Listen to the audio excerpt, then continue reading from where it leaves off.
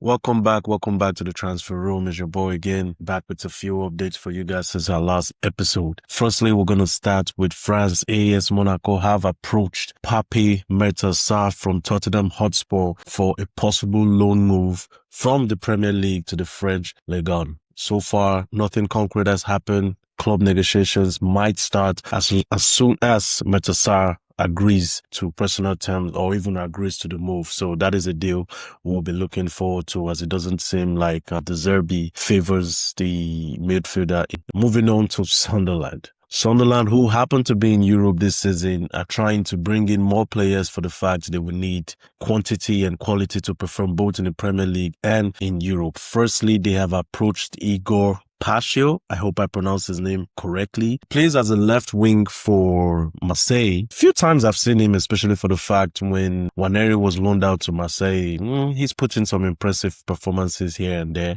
But I think that's a good deal for Sunderland for sure, if they're going in for such quality players. Nice Brazilian winger, sometimes shows a little bit of excitement. So that is one to watch for. But the bombing one about Sunderland, the news that has just come out is they have approached and submitted an offer to Manchester City for Jack Grealish, one of my favorite players in the Premier League, especially at this time in Aston Villa. But so far, a loan offer has been submitted to Manchester City for Jack Grealish with the hope that when his deal is done at the end of next year, by the end of this season, which will be next year, Sunderland are hoping to be able to sign Jack Grealish again on a permanent deal. I mean, it's definitely going to sound attractive to a few players. I don't know if it does for Jack Grealish, but I don't want to put the power or the pulling power of Sunderland, especially for the fact they're in Europe. He played in Everton last season on loan. Unfortunately, some injuries hindered his time on the field. I really want to see something that sounds very exciting. Jack Grealish and Igor going to Sunderland. Man, I have to be truthful. I'm really impressed with what a lot of the teams in the Premier League are doing since last transfer window. Sunderland came into the Premier League last season, spent over 150, 60 million pounds. This season, they haven't really spent a lot, but it looks like as the window is coming to an end, they're definitely trying to beef up their squad in terms of quality and quantity. So good luck to them and hope they get to the targets that they want. Crystal Palace have rejected an initial bid of £50 million for Ismaïla Sarr from Liverpool. It was reported a few days ago Liverpool had submitted two different bids to Brighton for their right winger in Minteh. A £50 million and £60 million deal was submitted, but unfortunately Brighton said they're looking for nothing less than £80 million, and it looks like Liverpool will be walking away from that deal and turning their interest off to Crystal Palace winger in Ismaïla Sarr. Crystal Palace so far have rejected the bid, and they've communicated back to Liverpool that this is a deal they're not looking to go ahead with. But this is something I think can happen because Ismaïla Sarr has also received bid from Galatasaray a few weeks ago or last week, and that bid as well was rejected. So if Liverpool is in there to get, I think he's about 28 years old, I think it's going to also be a good addition to Liverpool. So that is one we're definitely monitor. I will bring you updates as soon as we have anything big. The next deal is Chelsea. Emiliano Martínez, the Argentinian World Cup winning goalkeeper, apparently has been offered to Chelsea because Zion Suzuki, the Japanese goalkeeper we brought to you guys and said he is now signed as Aston Villa, has not just only been signed to Aston Villa, but apparently he's been signed in to come in as the number one. We know Martínez has shopped around for new teams in the last 2 seasons, but he was close to leaving. So this would be the 3rd consecutive window in which Emiliano Martínez is looking to leave Aston Villa. And right now he's been offered to Chelsea, and Chelsea are exploring the deal. Staying with Aston Villa, they have dropped a bid for Crystal Palace, John Felipe Mateta. They're looking to bring in a 29-year-old striker for the fact they'll be losing the likes of Oli Watkins. Like I said before, Tammy Abraham has a little bit of injury. Now, Philip Mateta seems to have a little bit of an issue with Crystal Palace that has to do with his contract, in which the Premier League has been involved based on my information received or to my knowledge. So I think there's a deal too that most likely will happen, is just for the fact that Aston Villa are out there looking for a striker. So they have shown interest to Felipe Mateta, and we're hoping to hear if anything comes true. Another player that Aston Villa are looking to occupy the position of Watkins is Chelsea striker Nicolas Jackson. Brought this to you guys as well a few episodes ago. A £65 million deal is something that is being explored by Aston Villa and Chelsea. Another deal that is a massive possibility. I think it works well for Nicolas Jackson just for the fact that he worked very well, or he made his name under Emery while he was at Villarreal. So I think that is one deal we too are going to monitor, and I can see that one happening as well. Aston Villa have been gutted. They have lost the likes of Konsa, Morgan Rogers, Tielemans, going to lose Watkins. So when you bring in players like Nicolas Jackson and Felipe Mateta, I think that is definitely going to be a good addition to their squad. One we're looking forward to see. Now, the next rumored deal, which I believe is going to be the saga of the transfer window, this involves the Argentinian striker in Julian Alvarez. Apparently, at the beginning of the window, it was reported Barcelona and Real Madrid had offered, I think, 150 million euros to Atlético Madrid for the striker Julian Alvarez. Both bids were rebuffed by the club, and he has a release clause of 500 million euros, in which Atlético Madrid are standing their ground and are saying, for any of those rivals in terms of Real Madrid and Barcelona, that's the money they are going to have to pay to get him out of Atlético Madrid. Now, as of the last 24 hours, the Barcelonian president had put out a statement on Barcelona's club website, which is crazy to me. And I'm just going to give you a quote from his statement. It goes, "The truth is that we are very interested in the player, which is Julian Alvarez, and we would like our offer to be accepted, offer of 150 million euros. We say this with all due respect to Atletico Madrid. We want them to know that if they are open to selling him in this summer transfer window, we would be willing to buy the player in accordance to the offer we have submitted to them."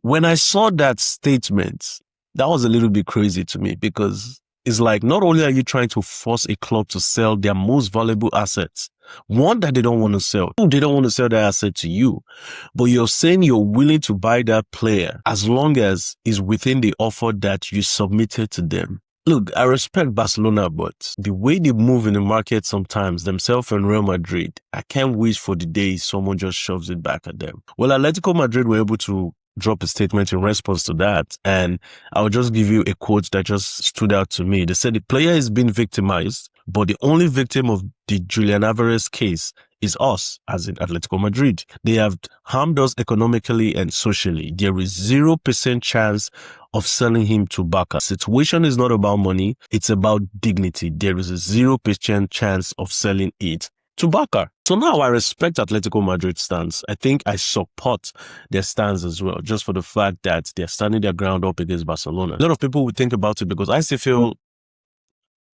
Alvarez ends up at Barcelona, and for the fact that they've both done similar type of deals in the past, it's just funny that things have gone a little bit south. And I think we definitely have to put the blame on Barcelona on this one. And I'm interested in seeing how this goes. It's a little bit linked to Julian Alvarez, and they made the story seem like we're definitely not selling to Barcelona.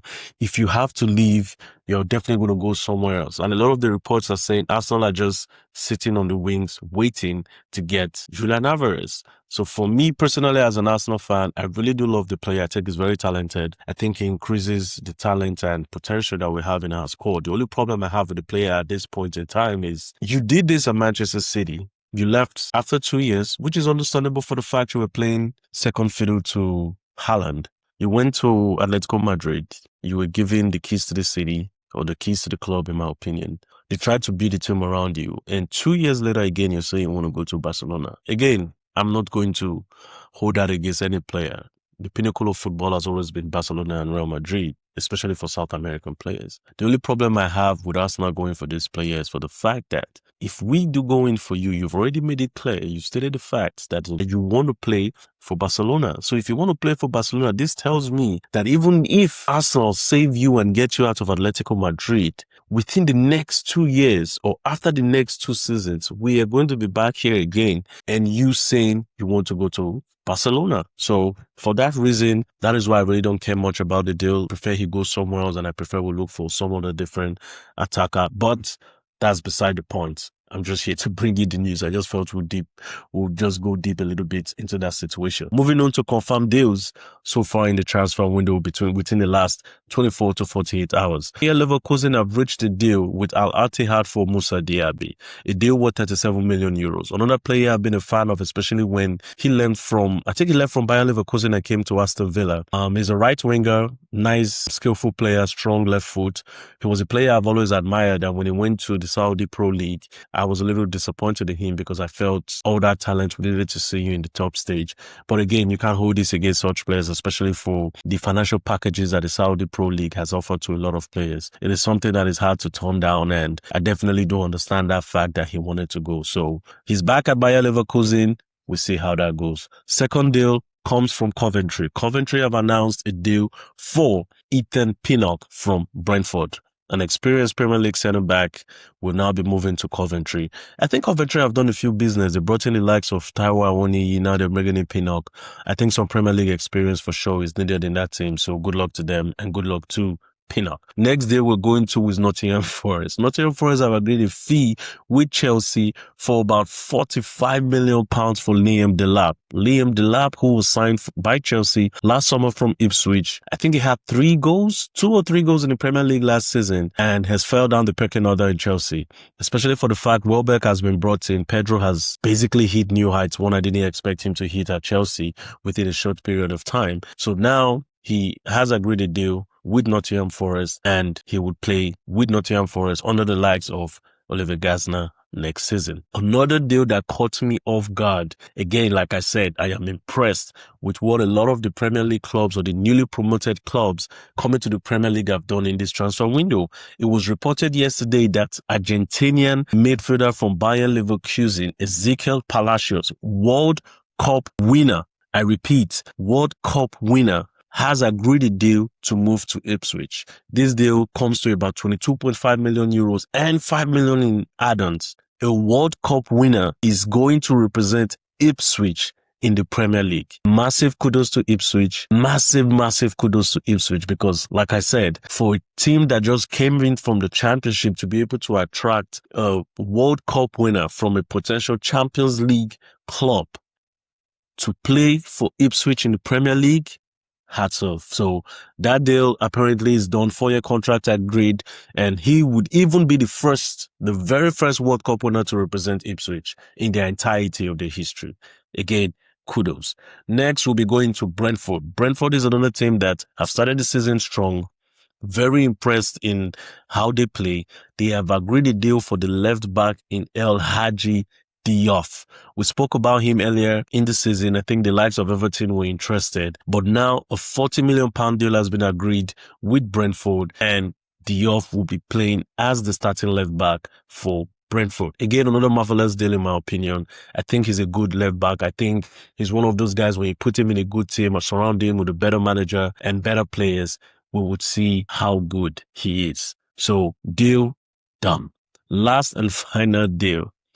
Omar Mamouche has been granted permission to take his medical with Tottenham Hotspur. This is another deal that has been lingering in the corners, and now this deal has been agreed. £60 million deal, £50 million guaranteed with £10 million in add-ons. Spurs have gotten their guy. I think this is a good deal, especially for the fact I think he would complement players like Solanke. So I think it's a good deal for Spurs. Price-wise, talent-wise, the attack has been decimated in the last year, especially down to injuries. So I think this is a quality signing for them, in my opinion. I think the quality and the price suits the player, suits the club. So good luck too. Well, that's all we have for you guys today. Hope to see you same time, same place. Peace.